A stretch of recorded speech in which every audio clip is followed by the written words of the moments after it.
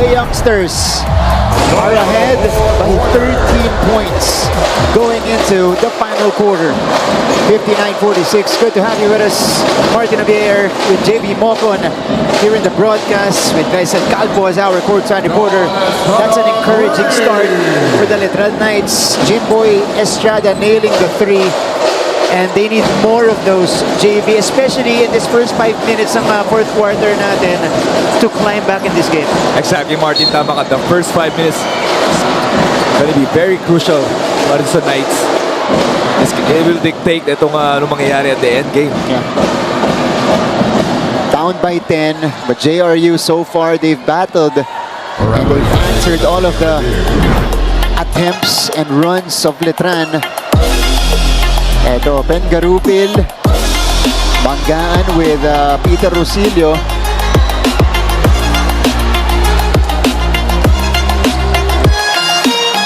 So our referees are reviewing if there was excessive contact. Mukhang incidental naman, nakaangat lang ng kamay si Rosilio.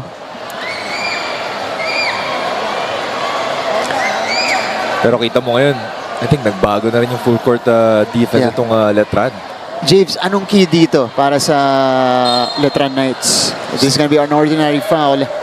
Energy. Obviously, kasi yung nagiging kulang nila eh. Transition defense, running back. Hindi mo naman tuturo yun eh, di ba? It's just effort on their side. They know they're very talented. Itong Letran, they just need to, you know, give more effort, show more effort here in the fourth quarter. Okay, this is our chance to go back courtside. Fourth quarter report mula kay Ncaa Calpo. Ncaa?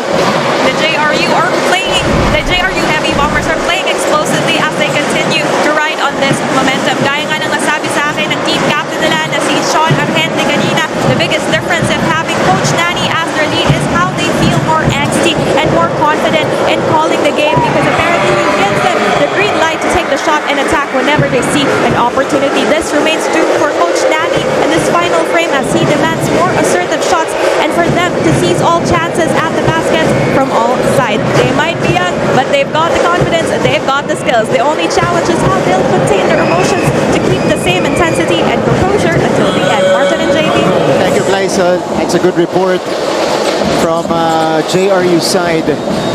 Binanggit niya na yung presensya alone, ito ni Coach Nani Epundulan, nagbibigay sa kanila ng energy at ng kumpiyansa sa court. Na wala silang, dapat i-worry kasi napaghandaan nila at nandiyan si Coach Nani sa sideline. That's a good advice para dito kay Coach Nani. Obviously, a very young team. That's what you need. They're really looking up to you on what to do on the court because you've been there. Yeah. Diba? MVP nga eh.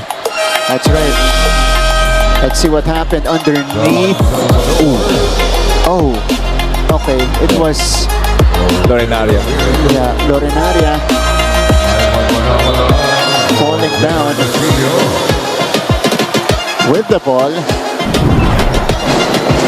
When you say energy, you can see Lorenaria agad eh, no? Attacking the basket every time, jumping out of nowhere. Mukhang talagang he has accepted that role for JRU. Oh, kita mo. Tapping that rebound. Salvador. Argente. Swiped by Kevin Santos. And, okay, ahead ang JRU ng 10 puntos. Yung leading scorer nila last season at team captain nila ngayon, si Sean Argente, just has 4 points. 2 out of 7 from the field. Pero kita mo si Sean not really looking for his shots eh. Naging veterano na eh. Naging captain, leader of this team. I think at the start of this ball game, he just wants to win whatever ways that this team can. Jonathan Manalili able to fish a foul. This is gonna be against Ivan Panapanaan. So, pang-5 na. Neto ni Panapanaan.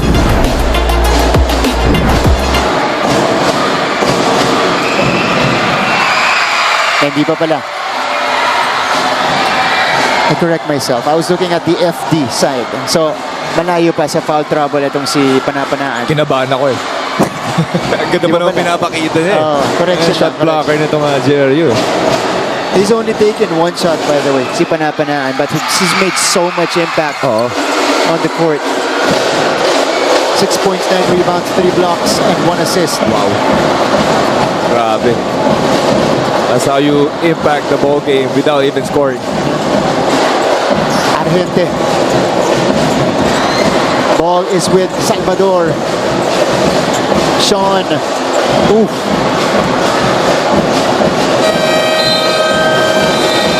So, shot clock violation against JRU. Lance Benitez is back in the ball game. Letran forcing the turnover.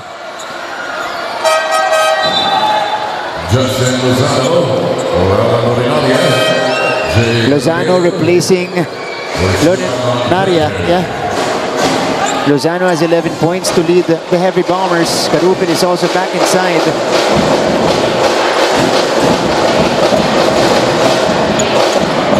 Manalili.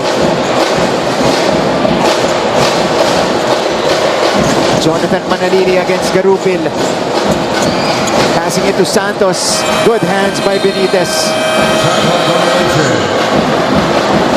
Solid din itong mga bigs ng JRU eh. You know, undersized. But not, you know, not really phased. Yeah.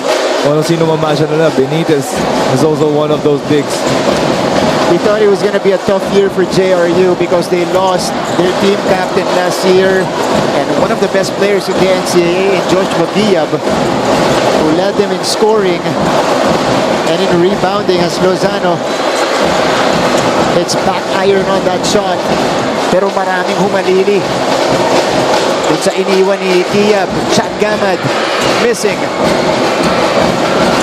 Diretso kay Tapeño, wala pa rin. Panapanaan finally collects for JRU. And the Heavy Bombers had the luxury to waste some clock here. They don't need to hurry on offense. Garupil. Oh, Benitez has the lane. Sabi mo nga, Joshua Giab,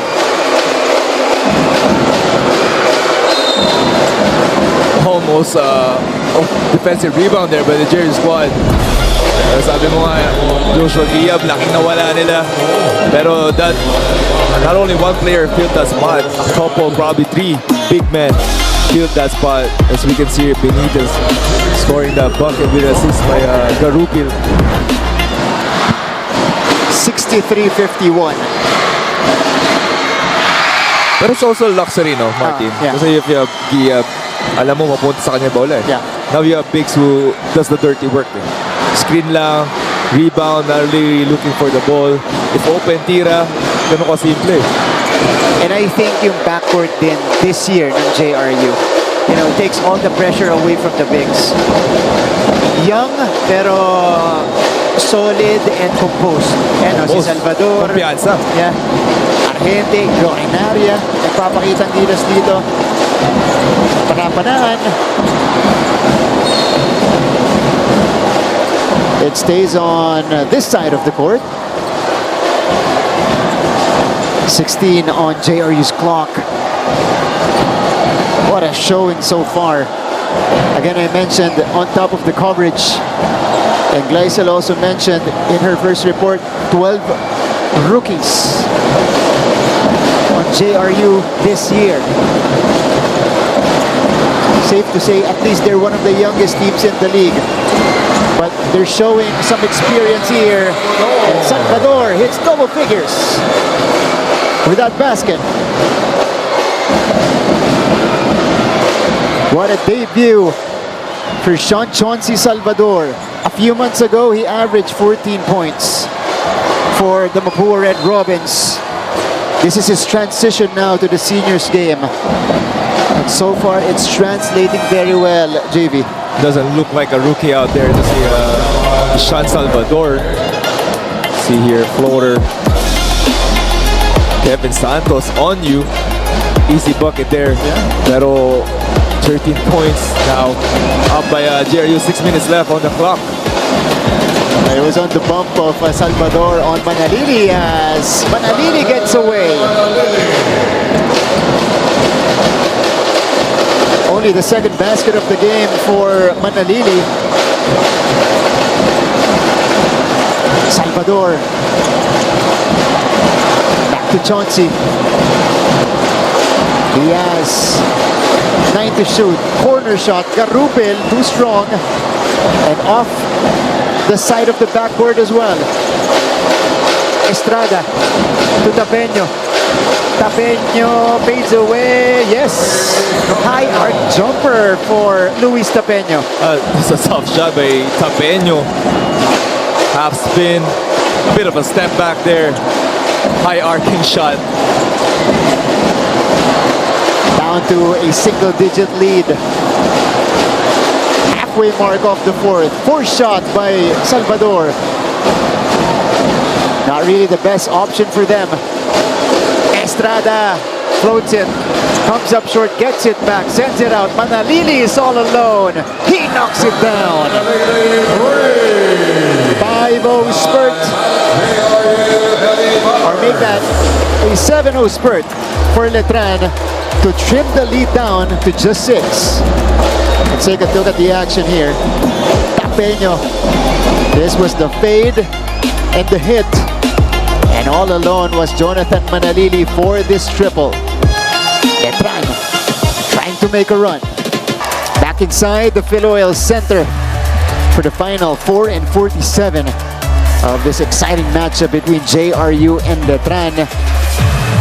Right before the timeout, as we see the beautiful faces in attendance po mga estudyante ng Letran at JRU nanonood dito. So before we proceeded to the timeout, Letran was able to mount a 7-0 run to cut the lead down to 6 points. And if you're JRU, you gotta be careful. Ito, usually, pagkabata yung Team JV, lumalabas yung youth sa mga gantong klaseng sitwasyon.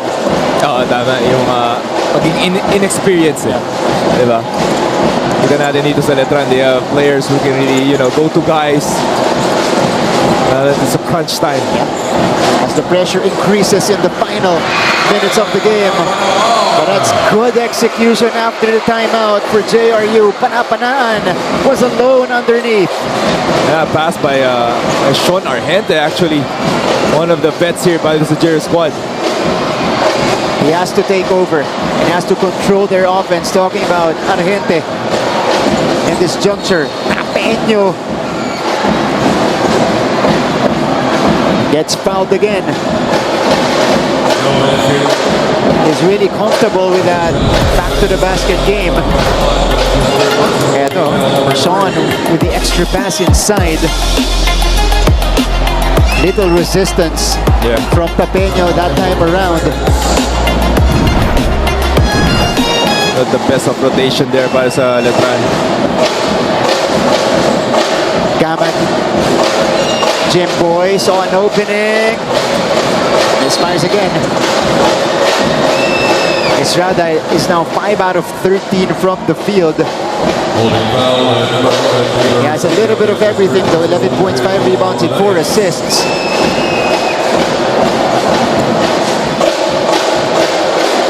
Sean Argente. He's got the rookie Gamat on him.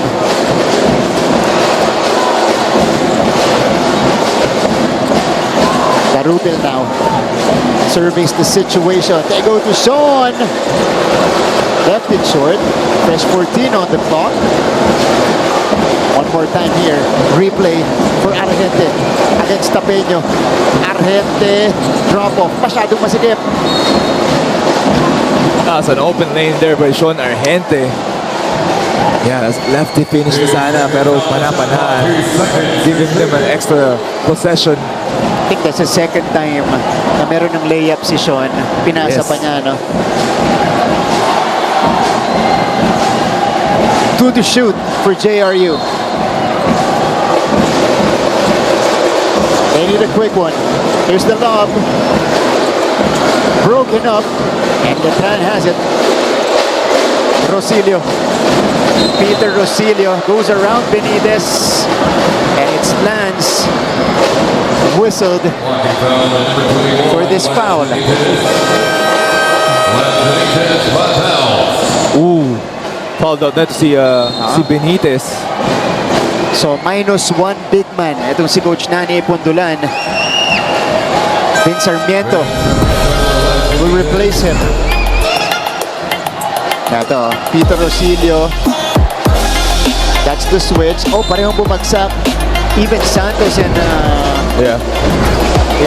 Argente collided in that sequence. Jimboy from the corner. Big time hit from Jimboy Estrada.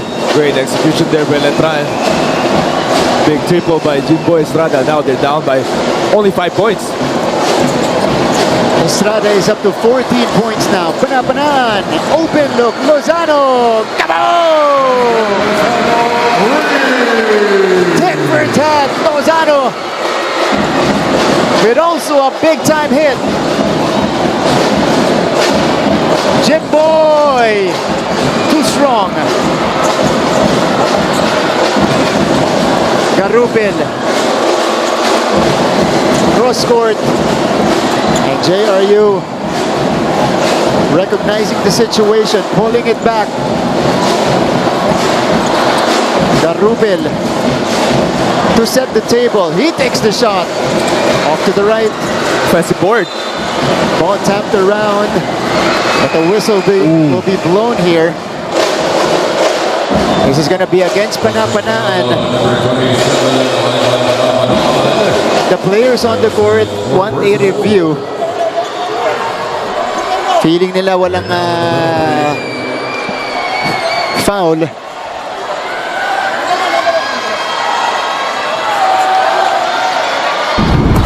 Yeah, pero kinonfirm ni Crew Chief Harry Santos. Yeah. Meron talaga. Meron. Panapanaan on his way down. Hit shot Gamad.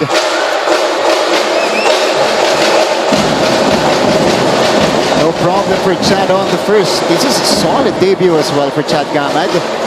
In double figures in his first game in the NCAA. 10 points already. 2 free throws plus 3 triples. So totoo nga yung sinabi sa akin ni Father Dick. Oo, abangan talaga si Gamad. Actually, he has been stepping up. But ito sa Letran squad. Now, Filipino-Canadian Chad Gamad got recruited when he was in action for the Phil-Canadian team in the NBTC tournament. 70-64. Big possession here, Martin. Final 2 minutes deep into the trenches. Oh, Garupil, Lozano, short, Panapanan hustling. Wow! What a recovery there by Panapanaan. Ivan Panapanaan. We gotta see that again. Look at him. Here's the miss, but he rushed to the ball. Heads up play Wow. to bounce it off Manalili. Just pure effort para dito kay Panapanaan. You can't ask for more. Yeah. Yung impact niya, pareho. Kita sa stat sheet, ramdam sa court. 8 point, 13 rebounds, 3 blocks. Argente from way out. Kanina pa sinusubukan niya ni Sean. Tapeño with the scoop and the hoop. Down to a 4-point lead. One attack there by Tapeño. Attacking ito si Panapanaan on the break. A minute and a half left. Lozano gets fouled in the act of shooting. So, 2 shots coming up for Lozano. Nasa din yung Achilles heel itong Letran. Si first year to si Tapeño with an up and under move against Panapanaan. Pero yun talaga Achilles heel ngayon ng Letran. Yeah. During itong game na to, the transition defense has been glaring. Lagi silang nauunahan itong JRU. And it's been happening since the first quarter, JB. Yes, so di sila naka-adjust eh. Yeah. Just pure effort, just running back, touching the paint. Kita mo, Lozano is just one-on-one na bigla eh. And Lozano takes care of the first. And the JR squad knows it. Si Coach, he knows it now. Pina-forward nila yung bola, nakita lang libre, or kahit OT lang yung ano eh, puwang eh, pinapasa nila agad eh. 2 for 2. Lozano showing composure. He now has 15 points, or make that 16 for JRU. The lead is back up to 6. Spider-Man is in the building, pulling out the web shooters. He's part of the JRU crowd. And one of the kids here from Jose Rizal University, they're happy. They're not anxious because their team is ahead by 6 points right now, 72 to 66, with a minute and 23 remaining. But Letran in this final stretch, JV, nakakagawa ng run. Nakakapunto sila dito. It's been a bit late lang, no? Yeah. Pero solid sila. Itong the last 5 minutes of this fourth quarter. Ito yung Letran team na inaabangan natin talaga. Let's see.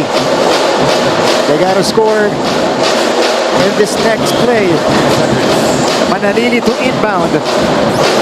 Gaman. Manalili. Shot for 3. No. Oh, they needed that one. Instead, it's JRU organizing the play on the other side. Approaching the final minute. Can JRU get their first win? Sean, no. Santos secures it. Letran needs to hurry. Manalili gets the whistle. JRU already in the penalty, so 2 shots for Jonathan Manalili. That's one way to do it, stopping the clock. As was Jonathan Manili, now he has a chance to get the couple of points to bring down the lead. Panapanan just fouled out for Jose Rizal University. He finishes the game with 8 points, What a game. 14 rebounds, What and a 3 game. blocks. Solid big man. Ito si Panapanan. This is an early candidate for Defensive Player of the Year, for sure. Ito si Ivan Panapanaan. Manalili calmly sinks the first. He reaches double figures with that free throw. 10 points, 3 rebounds, and 3 assists in his debut for the Letran Knights. Short on the second, but he gets it back. Manalili is doubled. Letran needs a hoop. Manalili attacks. Manalili, no. Santos fouled. So Kevin Santos will be tested anew. A lot of contact on that drive by Manalili, but no whistle. Instead, they called it on Kevin's follow-up. Oh, dalawa sumabay dito Dalawa. kay Manalili. Definitely a foul. Pero kita mo nung na-foul daw sa Panapanaan. 2 offensive rebounds or straight para dito sa Letran. Yung factor na wala ngayon in this crunch time sa Panapanaan. Gonna be crucial for them. Precisely. Santos at the free throw line. In and out on the first. 30 seconds, 32 seconds left on the clock. It's probably 2 or 3 possessions left here in this game. He is 1 out of 3 in this game. 1 out of 2 on that trip, so 2 out of 4 in total.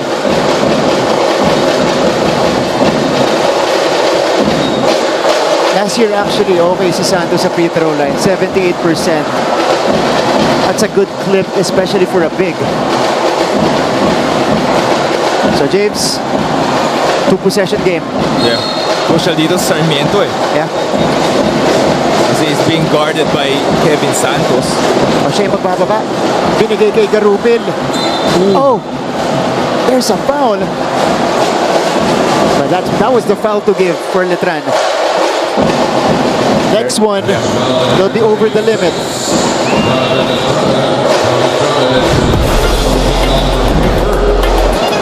It's gonna be interesting kasi 25 seconds left on game clock, 18 seconds left on the shot clock.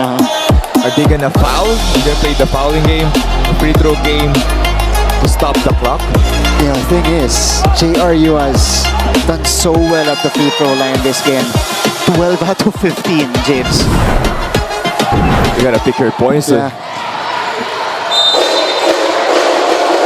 If they don't get this steal right here, I think they're gonna foul. So, Garupil to trigger the ball in.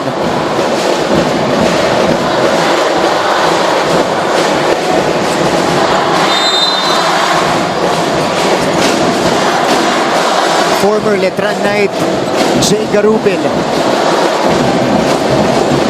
looking to get one against his former team. Salvador, they're not fouling. What a find! Oh, Letran gets the steal. They need to go quickly. Manalili gets the whistle. He heads to the line for 2 shots. Sorry possession there. Look at that. Hindi na solo clean di eh. Si Lorenara. Jim Boy with a swipe. And then Manalili knew what he had to do in transition. Ito na. Ito na talaga yung test kay Jonathan. First game in the big boys rank. So far, he has shot 50% from the line, 3 out of 6.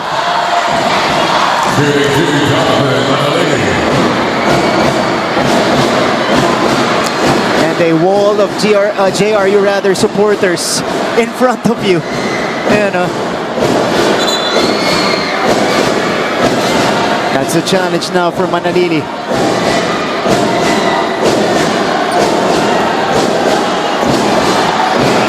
First one. Ooh. Big miss. Needs to make this one. He says two ball possession, 2-possession game. One more for Manalili. He sinks it. 1-possession game. Coach Nani wants to draw up a play. 14.1 seconds left in the game. By a possession, 72 to 69. Coach Nani drawing up a play to secure at least an inbound JV and to force Letran to foul. I think what they're gonna do is what they did earlier. Si Sarmiento getting the ball. Pero you can see here itong Letran putting any pressure. Oo nga. Nakaset up sila dito sa half court. Okay. We need the players back on the court So as we resume action. Yeah, there's definitely, I think there's a decoy. Para dito sa Letran, the zone, it's obviously gonna be a quick double. So expect, itong JRU needs to expect that quick double.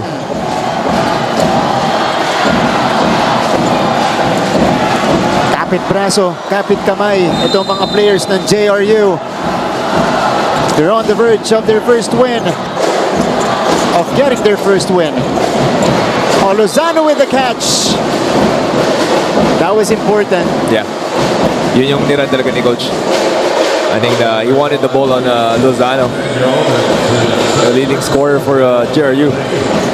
16 points today for Justin Lozano. 3 rebounds, 3 assists. What a well-executed play by Coach Nani. Tatlong 3 puntos din para kay Lozano. Oh, he misses the first. He just needs 1. Just one. Just 1 to make it a 2-possession game and to put the game out of reach. That's He got it. the free throw he needed. 4-point game. The Knights call for time. We're back inside the Phil Oil Center. We're not yet done here in our second game today. Letran, susubukan pa nilang makalapit dito. Coach Allen calling for a timeout. That was his final timeout. Wala nang timeout parehong teams natin, JV. But Letran, next sequence, do you go for a 3? I think with their lineup, they can look for Gamad. But they have Manali who can really attack the basket. I'd go for a quick 2. Alley-oop probably. But they inserted another shooter in Juven Baliling here. First entry in the game. Gamad! No! And JRU secures the rock. And the win.